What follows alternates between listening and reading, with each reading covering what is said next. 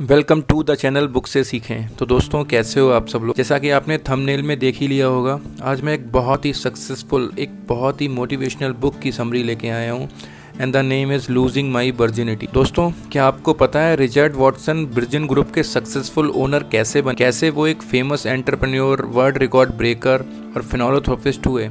अगर आपको जानना है तो इस बुक में आपको उनकी लाइफ स्टोरी मिलेगी। Losing my virginity. रिचर्ड ने जब 17 साल के थे तो उन्होंने एक मैगजीन स्टार्ट की। फिर वर्जिन म्यूज़िक और वर्जिन रिकॉर्ड्स को ट्रांसफॉर्म करके उन्होंने इंडस्ट्री में बड़ा नाम कमाया। वर्जिन एयरलाइंस के साथ उन्होंने अपना बिजनेस एक्सपेंड किया।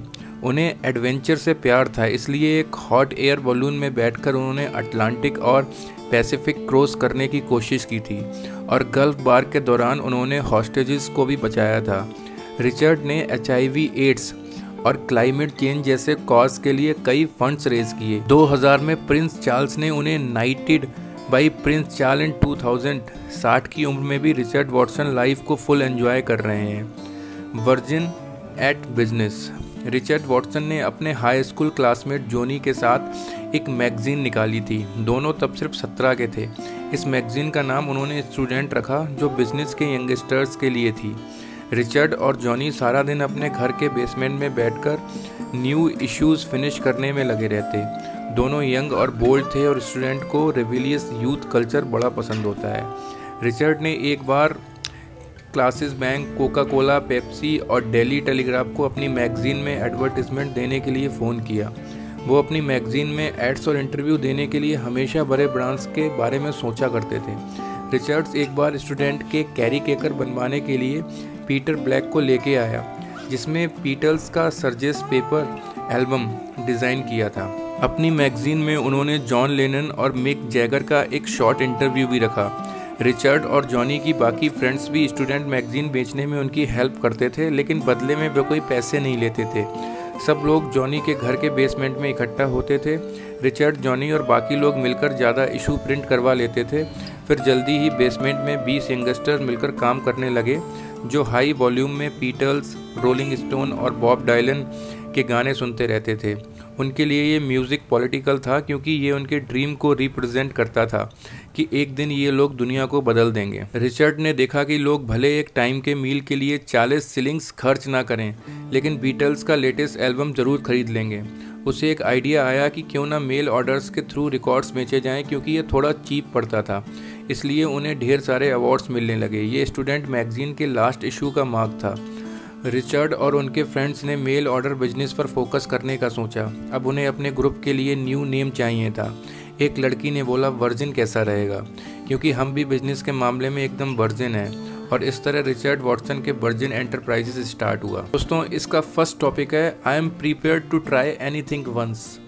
रिचर्ड और उसके फ्रेंड्स स्ट्रीट्स में कॉन्सर्ट वेन्यू के बाहर मेल ऑर्डर के लीफलेट्स लगा देते थे।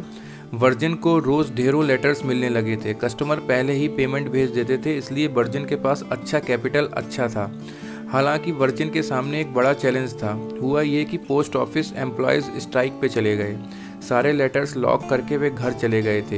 एम्प्लॉयज़ ने काम पे आने से मना कर दिया। वर्जिन के मेल ऑर्डर्स रुक गए। अब रिचर्ड को एक रिकॉर्ड शॉप खोलने का आइडिया आया, लेकिन उस टाइम पे 2 रिकॉर्ड शॉप पहले से ही मार्केट में छाई हुई थी। हालांकि दोनों बड़ी फॉर्मल और डल थीं। लोग आते, रिकॉर्ड खरीद कर चले जाते। स्टाफ के अंदर म्यूज़िक को लेकर कोई पैशन नहीं था। रिचर्ड चाहता था कि उनकी रिकॉर्ड शॉप बिल्कुल स्टूडेंट मैगजीन जैसी हो, जहां यंग लोग आएँ, मिलकर गाने सुनें, रुककर आपस में बातें करें और थोड़ा गुड टाइम स्पेंड कर सकें। रिचर्ड और उनके फ्रेंड ने ऑक्सफोर्ड स्ट्रीट में प्रॉपर्टी देखनी शुरू की। एक शू स्टोर के ऊपर उन्हें फ्री स्पेस मिल गया था। शॉप ओनर ने कहा, तुम्हें कोई रेंट देने की ज़रूरत नहीं है। रिचर्ड ने बोला, नहीं, आप सही बोल रहे हैं, अभी हम कोई रेंट अफोर्ड नहीं कर सकते, लेकिन हमारी शॉप में ढेर सारे लोग आएंगे जो आपकी शॉप की विंडो से गुजरेंगे और आपकी शॉप से शूज़ लेंगे। किस टाइप के शूज़? शॉप ओनर ने पूछा। जीसस सैंडल्स मार्केट में आए थे। क्या आप डार्क मेंटेनेंस बेचते हैं? निक ने कहा, और इस तरह वर्जिन की एक फ्री स्पेस मिल गया। उन्होंने ओनर को बोला कि अगर उसे कोई रेंट देने वाला मिल गया तो वे शॉप को खाली कर देंगे। और फिर 5 दिनों के अंदर ही रिचर्ड और निक ने शॉप में शेल्फ्स लगा लिए, बैठने के लिए सोफ़ा सेट और कुशन्स आ गए। उन्होंने शॉप में हेडफोन्स भी रखे ताकि कस्टमर वहीं पर गाने सुन सके। यहाँ तक कि उनकी शॉप में फ्री म्यूज़िक मैगज़ीन और फ्री कॉफ़ी भी रखी गई थी। एक बार फिर से उन्होंने ऑक्सफोर्ड स्ट्रीट में लीफलेट्स बांटे। ओपनिंग डे वाले दिन वर्जिन रिकॉर्ड्स के बाहर दोनों की लंबी लाइन लगी थी। फर्स्ट कस्टमर ने कहा, तुम्हारे नीचे वे बड़ा फ़नी बंदा रहता है। जब मैं लाइन में खड़ा था तो वो मुझे डॉक मर्टेंस बेचने की कोशिश कर रहा था। सॉफ्ट क्लोथिंग के बाद रिचर्ड शॉप ओनर से मिलने गया। उसने देखा कि उसकी विंडो में डार्क मार्टिन का ढेर लगा था। बिजनेस कैसा चल रहा है? रिचर्ड ने पूछा। उसने कहा, एकदम बढ़िया, पहले से भी काफ़ी बेहतर, ओनर बोला। शॉप ओनर से बात करने के बाद रिचर्ड बैंक के लिए निकल पड़ा, क्योंकि उस दिन उसके पास कैश से भरा हुआ एक भारी बैग था। वर्ड ऑफ माउथ स्प्रेड, उसकी शॉप में अब ज़्यादा से ज़्यादा कस्टमर आने लगे थे। उन्हें वर्जिन का माहौल और एक्सपीरियंस अच्छा लगता था। रिचर्ड को बड़ा प्राउड फील होता था जब कस्टमर वर्जिन के शॉपिंग बैग लेकर ऑक्सफोर्ड की गलियों से गुजरते थे। दोस्तों, इसका सेकेंड पॉइंट है, I thought I'd move in, John said. 1976 में रिचर्ड अपने फ्यूचर वाइफ जॉन से मिला, लेकिन प्रॉब्लम ये थी कि उस टाइम पर दोनों ही शादीशुदा थे। उनके पार्टनर्स अलग थे। जब 1 साल तक उनका रोमांस चल रहा था तब दोनों ही टफ मैरिड लाइफ से गुजर रहे थे। जॉन एक रिकॉर्ड प्रोड्यूसर की वाइफ थी जो मैनोर में काम करता था। रिचर्ड को पहली नज़र में ही उससे प्यार हो गया था। जॉन का पति बिजनेस के लिए हमेशा बाहर रहता था। जॉन एक एंटीक शॉप में असिस्टेंट की जॉब करती थी और रिचर्ड उससे वहीं जाके मिलता था। शुरू में रिचर्ड ने ओल्ड हैंड पेटेड साइंस में इंटरेस्ट दिखाया, लेकिन जॉन से मिलने का ये बस एक बहाना था उसके लिए। उसने जॉन से इतने साइंस खरीद लिए थे कि उसके पास एक अच्छा खासा कलेक्शन हो गया था। इस तरह दोनों फ्रेंडशिप भी हो गई थी। रिचर्ड के साथ उनके फ्रेंड्स को भी पार्टी में बुलाने लगा था। फिर वो उनसे पूछकर उन्हें टैग भी कर देता था। जॉन के फ्रेंड्स मजाक में उसे टैग अलोंग गाय बुलाते थे, लेकिन रिचर्ड किसी भी तरह बस जॉन के साथ कुछ पल बिताना चाहता था। दोनों डैनबिन टेरेस से मिलते थे, जो दोनों के ऑफिस के पास पड़ता था। उस टाइम दोनों को बस यही लगता था कि जैसे इस दुनिया में बस वो ही दोनों अकेले हैं। लेकिन एक दिन रिचर्ड की वाइफ वापस लंदन लौट आई। क्रिस्टन तब 20 साल की थी और रिचर्ड 22 के, जब दोनों की शादी हुई। लेकिन जब रिचर्ड जॉन को डेट कर रहे थे, उन्हीं दिनों क्रिस्टन किसी दूसरे आदमी के साथ चली गई थी। हालांकि उसने रिचर्ड को बोला कि वो ये शादी फिक्स करना चाहती थी। फिर एक पार्टी में क्रिस्टन, रिचर्ड और जॉन सब इनवाइटेड थे। जॉन की बेस्ट फ्रेंड लिंडा ने रिचर्ड से स्ट्रेट पूछ लिया, तो तुम किसे चाहते हो? ऐसा कब तक चलेगा? तुम्हें कोई ना कोई रास्ता तो निकालना ही पड़ेगा। रिचर्ड ने हॉल के दूसरी तरफ जॉन को देखकर कहा, मैं किसी से प्यार करता हूँ, लेकिन वो मुझसे प्यार नहीं करती। लिंडा बोली, मैं बता रही हूँ कि वो यही औरत है। अगली रात रिचर्ड जब अपने हाउस बोट पर अकेला था, बाहर बड़ी ज़ोरों की बारिश हो रही थी। वो कुछ बिजनेस कॉल्स करने में बिजी था कि तभी दरवाज़ा खुला। वहाँ जॉन खड़ी थी। वेल, मैंने सोचा मुझे यहाँ आना चाहिए, उसने कहा। तो इसका नेक्स्ट पॉइंट है, living on your age. Richard ने 1,80,000 यूरोज़ में नेकर आइलैंड खरीदा था। ये आइलैंड ब्रिटिश वर्जिन आइलैंड का एक पार्ट था। इस खूबसूरत आइलैंड पर उसने अपने फ्रेंड्स और फैमिली के साथ बहुत मेमोरेबल टाइम स्पेंड किया था। रिचर्ड और जॉन न्यूयॉर्क में थे जब अचानक उन्होंने एक ट्रिप पे जाने के बारे में सोचा। दोनों का ही अपने पार्टनर से सेपरेशन होने वाला था। रिचर्ड ने वर्जिन आइलैंड के चक्कर लगाने के लिए एक हेलीकॉप्टर का अरेंज किया। उसने रियल एस्टेट के मालिक को अपने वर्जिन म्यूजिक की सक्सेस के बारे में बताया। उसने ये भी कहा कि वो रिकॉर्डिंग आर्टिस्टों के लिए एक वेकेशन प्लान देख रहा है। ये सुनकर रियल एस्टेट का ओनर रिचर्ड और जॉन को खुशी खुशी आइलैंड दिखाने ले गया। ये एक छोटा सा आइलैंड था जिसका मालिक ब्रिटिश लॉर्ड था जो इसे बेचना चाहता था। आइलैंड काफ़ी सुनसान लेकिन चारों तरफ से वाइट सैंड और क्लियर ब्लू सी से घिरा हुआ था। रिचर्ड को इस आइलैंड की नेचुरल ब्यूटी बहुत पसंद आई। उसे पता चला कि नेकर आइलैंड 3 मिलियन यूरोज़ में बिक रहा है। उसने इंटरेस्ट दिखाया तो एजेंट ने पूछा, आप कितना खर्च कर सकते हैं? तो रिचर्ड ने कहा, हम उसका 1,50,000 यूरो देंगे। उसके बाद रियल एजेंट के तेवर बदल गए।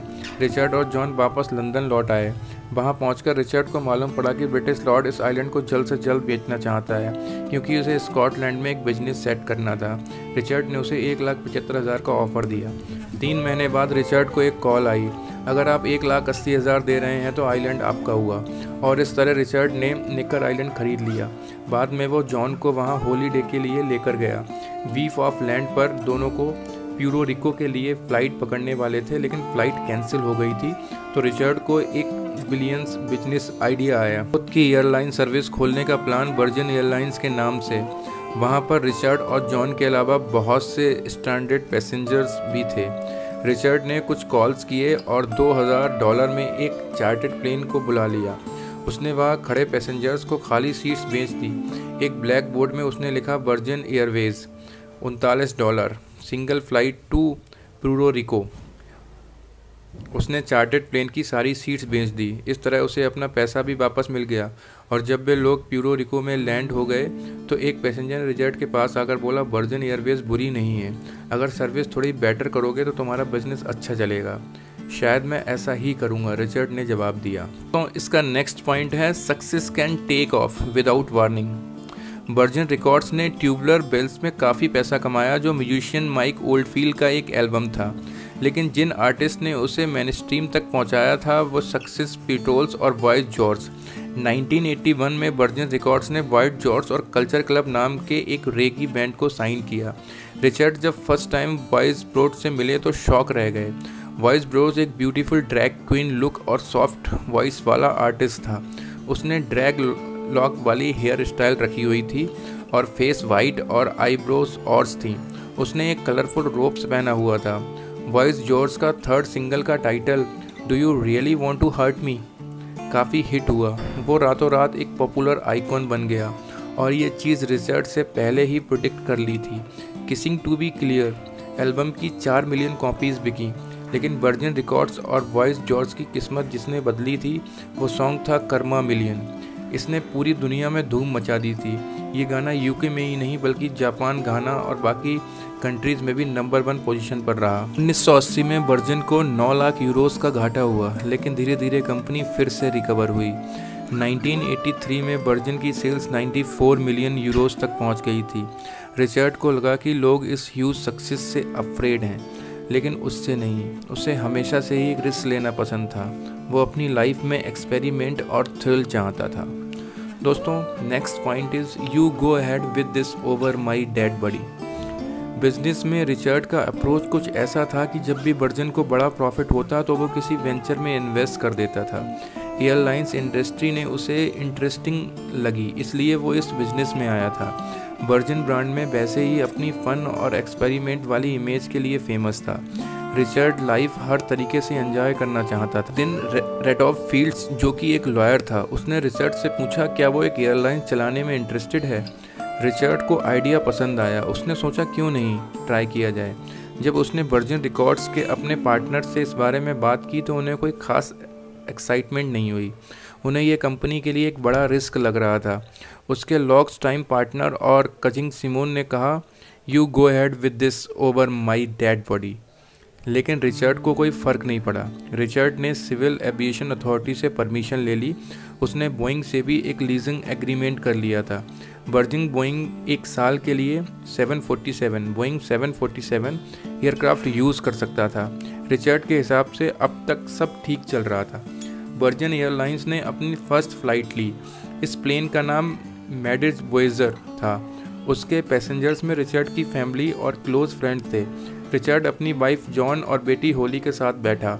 उसके पीछे जर्नलिस्ट, फोटोग्राफर्स और पूरा वर्जिन स्टाफ। यूके से न्यूयॉर्क के बीच 8 घंटे की ये फ़्लाइट किसी पार्टी से कम नहीं थी। उन लोगों ने शैम्पेन पी और मैडोना के लेटेस्ट सॉन्ग लाई का वर्जिन पर डांस किया। दोस्तों, next point is the world's biggest balloon. Per Lindstrand एक record breaker hot balloon expert था। उसने एक दिन रिचर्ड की कॉल करके अपने साथ वर्ल्ड्स का बिगेस्ट हॉट एयर बैलून बनाने के लिए इनवाइट किया, जिसमें बैठकर उन्हें अटलांटिक क्रॉस करना था। इससे पहले किसी ने भी 27 घंटे से ज़्यादा हॉट एयर बैलून में सवारी नहीं की थी। कोई भी 600 माइल्स से आगे नहीं उड़ पाया था। रिचर्ड आइडिया को लेकर बड़ा एक्साइटेड था। अगर वो लोग अटलांटिक क्रॉस पर लेते तो 3000 माइल्स होता। रिचर्ड जब फर्स्ट टाइम पर मिला तो उसने कहा मैं तुम्हारे साथ चलने को तैयार हूँ, लेकिन पहले मेरे एक सवाल का जवाब दोगे। पर को मालूम था कि रिचर्ड कोई मुश्किल सवाल करेगा। वो इसके लिए रेडी था। उसने कहा पूछो क्या तुम्हारे बच्चे हैं? रिचर्ड ने पूछा पर बोला हाँ मेरे 2 बच्चे हैं। इस बात पर रिचर्ड ने पर से हाथ मिलाया और बोला मैं चलूँगा तुम्हारे साथ, लेकिन मैं इस बारे में थोड़ा लर्न कर लूँ पहले। और इस तरह रिचर्ड ने बलूनिंग में एक क्रैश कोर्स किया।